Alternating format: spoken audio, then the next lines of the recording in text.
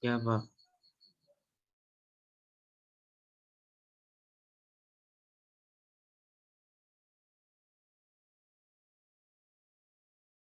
Oke, yang berikut penelitian eksperimental. Francisca, tolong baca.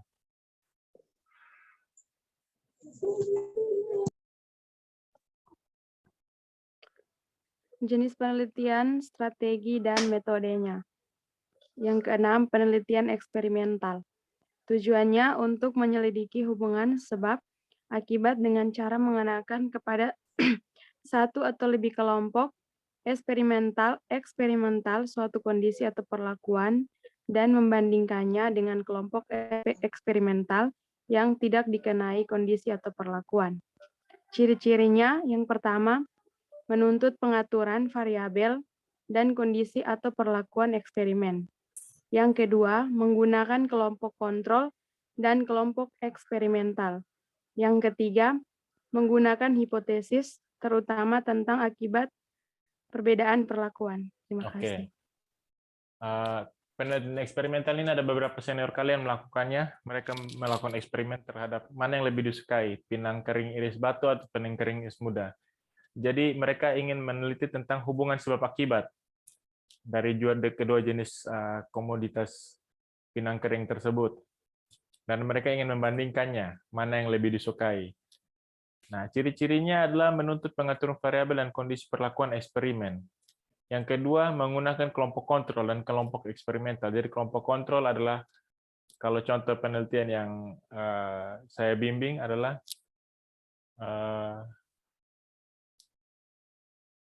mana, jenis kelamin mana yang lebih suka pinang kering tertentu, umur mana, tingkatan umur berapa, lebih suka mengkonsumsi pinang kering jurus tertentu. Nah, setelah itu ada hipotesis. Hipotesis itu diduga. Hipotesis itu apa?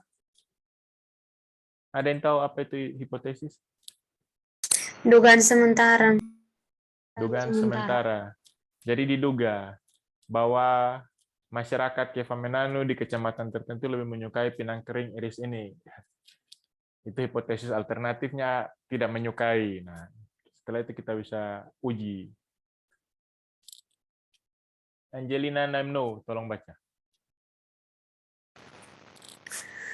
Penelitian eksperimental. Langkah-langkah pokok yang pertama, lakukan survei kepustakaan atau studi pustaka. Yang kedua, identifikasi dan definisikan masalah. Yang ketiga, rumuskan hipotesis berdasarkan studi pustaka. Yang keempat, definisikan pengertian-pengertian dasar dan variabel utama. Yang kelima, susun rancangan penelitian. Yang keenam, laksanakan eksperimen. Yang ketujuh, organisasikan data hasil eksperimen. Yang kedelapan, analisis data dan lakukan pengujian hipotesis. Yang kesembilan, interpretasi hasil analisis, diskusikan dan susun laporan. Oke. Contoh penelitian eksperimental. Lanjut. Yang pertama, analisis penggunaan software aplikasi SAP dan MS Office atau Excel terhadap peningkatan penyelesaian pekerjaan. Sekian. Oke. Jadi langkah-langkah pokoknya pada umumnya sama, tapi ada yang berbeda di sini. Kita merumuskan hipotesis berdasarkan studi pustaka. Jadi di tempat lain misalnya diduga ada pengaruh pemberian pupuk tepat dosis, tepat waktu, tepat jenis terhadap produktivitas tanaman padi. Di tempat lain bilang kalau 4T-nya dipenuhi, produksinya bisa sampai 6 ton, 7 ton. Nah, kita lihat apakah betul di sini begitu. Ternyata di sini setelah kita analisis, kita amati tidak tepat waktu, tidak tepat jenis, tidak apa, sehingga produksinya hanya 2-3 ton saja 1 hektar. Setelah itu kita definisikan pengertian-pengertian dasar dan variabel. Variabel ini untuk apa? Misalnya luas lahan satuannya apa? Hektar are atau are, jumlah pupuk, kilogram atau ton, tingkat pendidikan, lama usia sekolah, pengalaman usaha tani berapa tahun, mulai bertani, dan lain-lain. Setelah itu kita susun rencana penelitian seperti biasa, laksanakan eksperimen. Nah, eksperimen ini artinya kita bisa kontrol. Jadi kalau tadi misalnya contohnya penelitian orang yang mengkonsumsi pinang, atau tadi pupuk bersubsidi, ya hanya kita batasi pada orang yang terima pupuk dan konsumsi pinang. Dan kita coba kasih mereka. Bapak yang untuk konsumsi pinang, mana ini ada 2 jenis pinang, kita bawa. Suruh minta tolong mereka konsumsi. Lebih suka yang mana? Oh, anak saya lebih suka yang iris muda. Atau ada yang bilang, lebih suka yang iris batu. Nah, nanti dari situ kita ambil apa yang menurut Bapak menarik. Tekstur kah, harga kah, tingkat kekeringan kah. Nanti baru kita dapat, oh variabel-variabel ini yang mendukung kenapa mereka lebih pilih. Atau misalnya kalian meneliti tentang analisis kepuasan mahasiswa terhadap mie instan. Ada yang lebih suka mie sedap, rasa soto, ada yang suka mie goreng. Tergantung, nanti kita lihat kenapa. Oh, saya suka makannya tidak banyak kuah, ada yang suka berkuah, jadi silakan. Nanti datanya diorganisasikan dari hasil eksperimen itu, bisa dibilang ditabulasi dan lain-lain. Setelah itu dilakukan analisis, bisa menggunakan statistik, bisa menggunakan deskriptif biasa. Setelah itu diinterpretasi, hasil-hasil itu diinterpretasi dan didiskusikan ini artinya cari rujukan-rujukan penelitian yang mendukung hasil penelitian kita dan kita menyusun laporan. Contoh penelitian ini bisa analisis penggunaan software terhadap peningkatan penyelesaian kerja. Jadi kalau dibandingkan dulu kita gambar di buku, taruh panjang-panjang garis tabel, kalau pakai Excel kan lebih gampang, lebih rapi, lebih bisa kita masukkan formula atau rumus-rumus untuk lebih cepat menyelesaikan pekerjaan. Oke, yang berikut.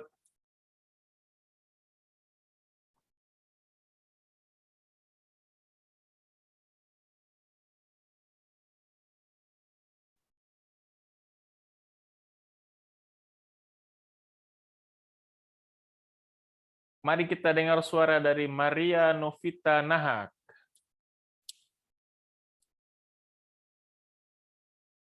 Silakan Maria Novita.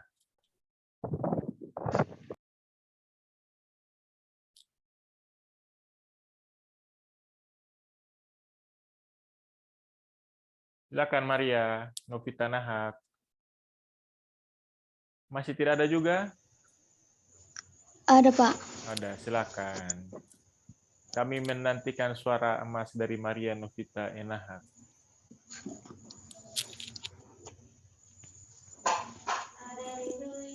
Tujuan untuk mengembangkan keterampilan-keterampilan baru, cara pendekatan baru atau produk pengetahuan yang baru dan memecahkan masalah dengan penerapan langsung di dunia aktual atau lapangan. Ciri-ciri yang pertama praktis dan langsung relevan dengan situasi aktual di lapangan atau empiris. Yang kedua, menyediakan kerangka kerja atau sistematika yang teratur untuk memecahkan masalah dan perkembangan baru yang lebih baik. Yang ketiga, fleksibel dan adaptif, memperbolehkan perubahan-perubahan selama masa penelitian atau inovatif. Yang keempat, tidak selalu menuntut adanya hipotesis dan kontrol variabel. Baik, ini namanya penelitian tindakan atau action research. Jadi tujuannya untuk mengembangkan keterampilan-keterampilan baru. Jadi kita lihat ada penelitian-penelitian keterampilan baru kita pakai. Cara pendekatan baru, misalnya ada teknologi baru, kita ajarkan kepada petani, kepada peternak, kepada nelayan, dan kita lihat apakah mereka bisa menguasai hal tersebut atau tidak. Untuk memecahkan masalah-masalah, misalnya dulu mereka bajak sawah pakai kerbau, pakai sapi.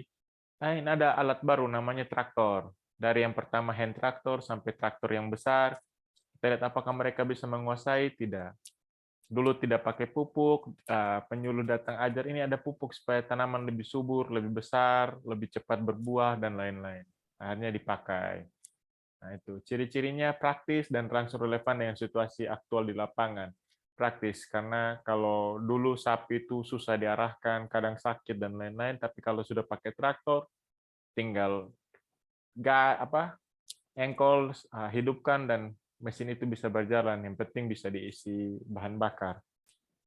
Menyediakan kerangka kerja yang sistematis teratur untuk memecahkan masalah. Jadi dikasih tahu cara-cara penggunaannya, dilihat apakah petani mudah memahaminya atau tidak. Fleksibel dan adaptif, memperbolehkan perubahan-perubahan selama masa penelitian. Jadi kalau masa penelitian tiba-tiba ada hal-hal yang dirasa tidak cocok, bisa dirubah. Tidak selalu menuntutnya ada hipotesis, tidak selalu.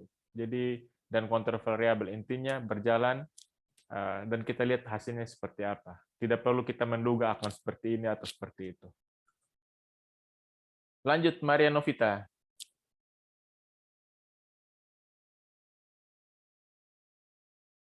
Maria Novita, tolong lanjut baca.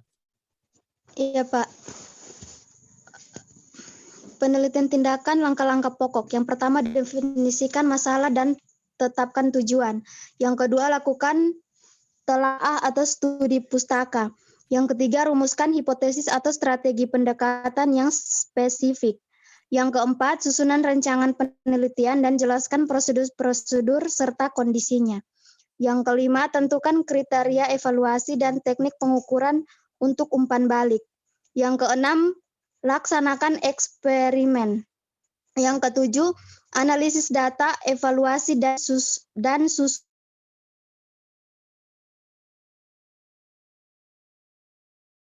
Bagaimana?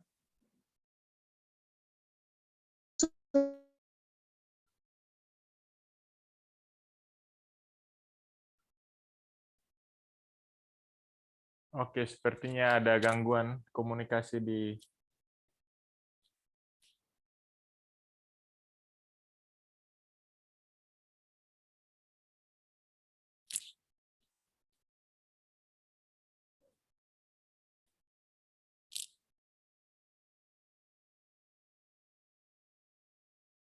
Bagaimana, masih bisa dengar suara saya? Masih, Pak. Oh, Masih, sepertinya di saudara Maria Novita yang. Jadi di penelitian tindakan ini kita melakukan action, jadi tindakan. Seperti biasa juga, langkah-langkah pokoknya masih sama, tapi yang penting adalah kita melaksanakan eksperimen. Adanya kriteria evaluasi dan teknik pengukuran untuk umpan balik. Contohnya, sebelum diperkenalkan terkait traktor, petani tidak mengerti traktor itu apa. Tapi setelah diajarkan, dilatih, petani menjadi ahli. Jadi kita lihat, oh dia akhirnya sudah bisa mengoperasikan traktor. Sebelumnya mereka tidak tahu pupuk itu apa, hanya tahu kotoran sapi dan lain. Tapi begitu diajarkan, oh ini ada pupuk anorganik, pupuk kimia. Mereka tahu, oh dosisnya untuk lahan seluas ini berapa. Mereka bisa mengukur sendiri dan akhirnya dalam keseharian bisa dipraktikkan. Nah, contoh, Maria Novalia Tunlio, tolong baca contoh penelitian tindakan. Contoh penelitian tindakan. Yang pertama, penelitian di bidang pemanfaatan teknologi komputer. Yang kedua, penelitian mengenai program pencegahan kecelakaan lalu lintas bagian pengemudi atau pelatihan atau pendidikan pengemudi. Yang ketiga, pemberdayaan tenaga putus sekolah pada kewirausahaan. Ya, jadi ini intinya ada action, ada aksi, ada tindakan. Contohnya penelitian di bidang pemanfaatan, apakah dengan komputer ini lebih mempermudah kerja atau lebih sulit? Lebih mempersulit.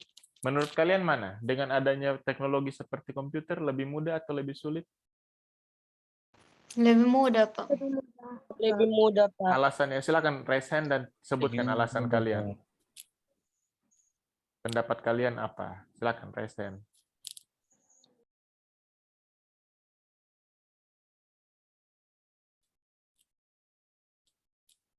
Atau saya tunjuk saja.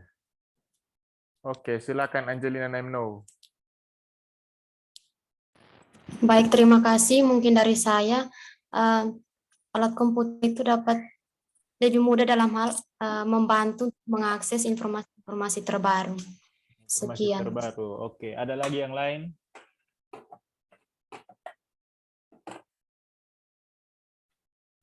Ada yang punya pendapat? Silakan, Bazilia. Kalau dari saya, komputer bisa membantu.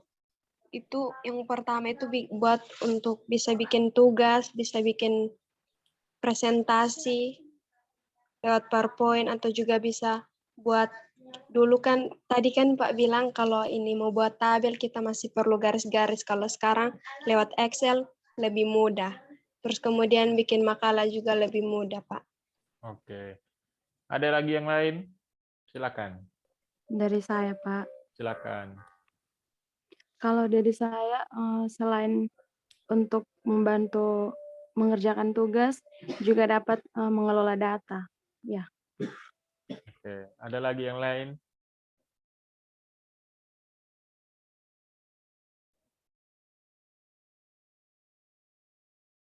Ada yang pernah belanja online?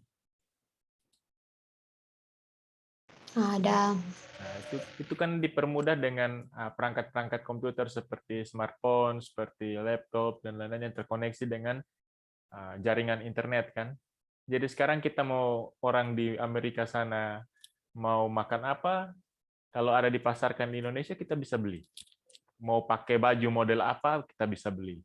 Mau baca buku yang terbaru, kita bisa akses. Nonton film juga bisa. Jadi dengan adanya komputer dan juga teknologi komputer dalam hal ini yang terkoneksi dengan jaringan internet, informasi itu menjadi semakin mudah, dunia menjadi semakin kecil. Meskipun kita tinggal di Kevaminanu, kita mau membeli apa ya, kalau ada dijual di marketplace seperti Shopee, Tokopedia, Lazada, dan lain-lain, selagi kita punya akses, kita bisa beli. Oke, Felicitas Bano, tolong baca.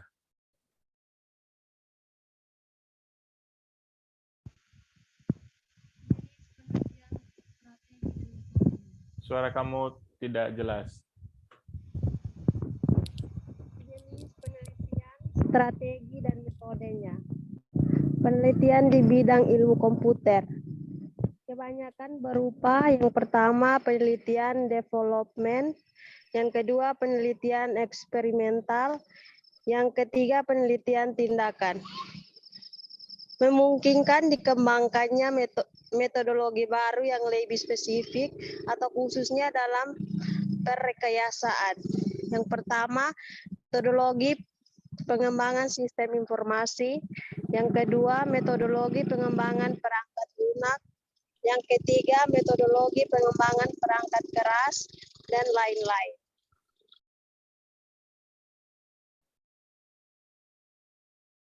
Oke, itu yang tadi terkait penelitian di bidang ilmu komputer.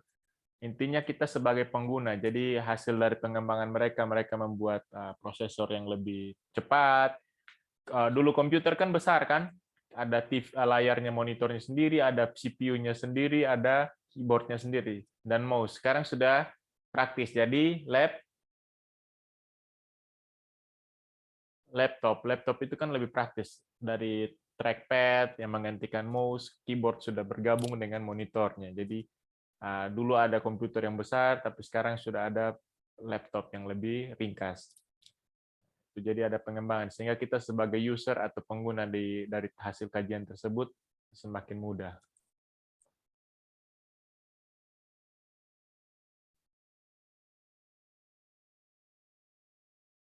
Emilia Buiseran, tolong baca kesimpulan.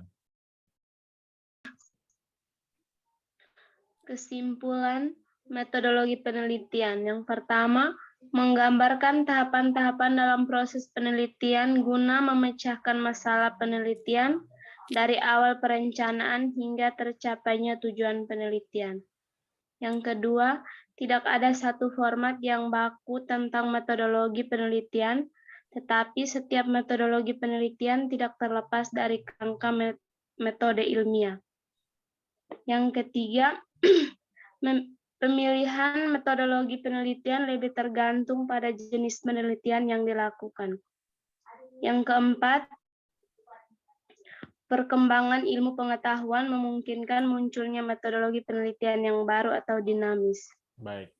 Jadi kesimpulan dari sekian banyak yang kita pelajari pada pertemuan hari ini adalah metode penelitian itu menggambarkan tahapan-tahapan. Jadi tahapan, tidak bisa kita langsung mulai langsung dapat kesimpulan, tidak, harus kita mulai dari apa sih masalah yang kita teliti, tujuan kita apa, bagaimana kita mengumpulkan data, bagaimana kita mengolah data, menyajikan data, menginterpretasi data yang sudah kita olah, dan kita menarikkan kesimpulan dari situ. Yang kedua, tidak ada satu format yang baku. Jadi metode penelitian ini disesuaikan dengan jenis penelitian kita. Tetapi setiap metodologi penelitian tidak terlepas dari kerangka metode ilmiah. Intinya secara ilmiah itu sistematis, punya landasan, teoritis, dan lain-lain. Pemilihan metodologi penelitian lebih tergantung pada jenis, ya itu sudah saya jelaskan.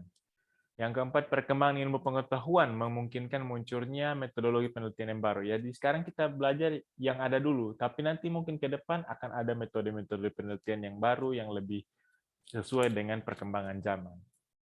Oke, sampai di sini sudah selesai untuk pertemuan terkait jenis penelitian, strategi, dan metodenya. Ada yang mau bertanya, mungkin kurang jelas dan sebagainya, silakan. Terkait tugas tadi, ada yang mau bertanya?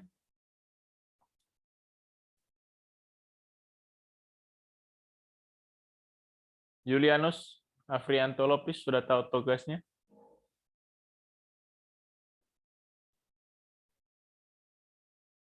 Sudah tahu belum tugasnya?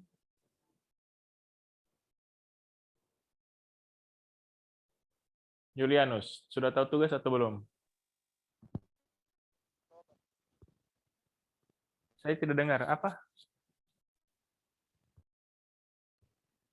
Sudah tahu tugasnya atau belum? Belum. Oke, ada yang bisa bantu jelaskan kepada Julianus Afriantolopis?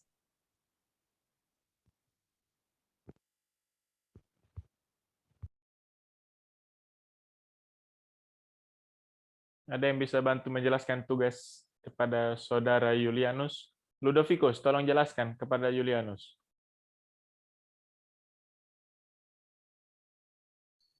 Baik, Pak. Tugasnya mencari jurnal atau artikel tentang penelitian historis, penelitian deskriptif, penelitian perkembangan, penelitian kasus dan penelitian lapangan, penelitian korelasional, penelitian eksperimental, penelitian tindakan. Terima kasih. Oke. Sudah paham Julianus? Sudah, Pak.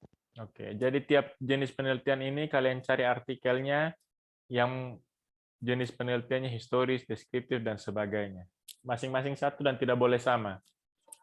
Paling banyak itu cari dari jurnal Agrimor ya. Setahu saya di situ banyak jenis penelitian seperti ini. Tergantung kalian. Kalau tidak ada di Agrimor, baru silakan cari di jurnal-jurnal lain. Oke. Pertemuan kita sampai di sini sebelumnya. Terima kasih.